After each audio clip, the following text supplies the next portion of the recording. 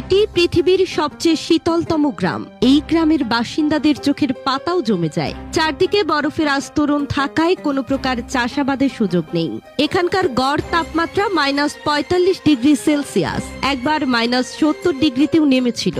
রাশিয়ার উত্তর পূর্ব অঞ্চলের এই গ্রামটির নাম অওমিয়াকন। প্রচন্ড শীতের কারণে এখানে কিছু না জন্মানোর কারণে এখানকার বাসিন্দাদের প্রধান খাবার হরিণ ও ঘোড়ার মাংস। এখানকার বেশিরভাগ মানুষ তাই বলগা হরিণ পোষে। তাছাড়া আইস ফিশিং বা বরফে মাছ ধরে তারা। এই শীতল রাজ্যের বিশেষ একটি খাবার হলো স্ট্রোগানিনা। জমাট বাঁধা মাছকে ফালি করে কেটে ছেঁচে এটি বানানো হয়। এখন গ্রামটিতে মোটামুটি 500 লোকের বসবাস। তুষারপাত শুরু হলেই যেখানে বিভিন্ন দেশের স্কুল কলেজ বন্ধ করে দেয়া হয়, সেখানে অওমিয়াকনের একমাত্র বিদ্যালয়টি তখনই বন্ধ করা হয় যখন তাপমাত্রা -52 ডিগ্রি সেলসিয়াস হয়। এত কষ্টের মাঝেও তারা বেশ কিছু উৎসবও পালন করে। বলগা হরিণ দৌড়, স্লেজ নিয়ে কুকুর দৌড়, বরফে মাছ ধরা সহ নানান খেলায় মেতে ওঠে স্থানীয় বাসিন্দারা।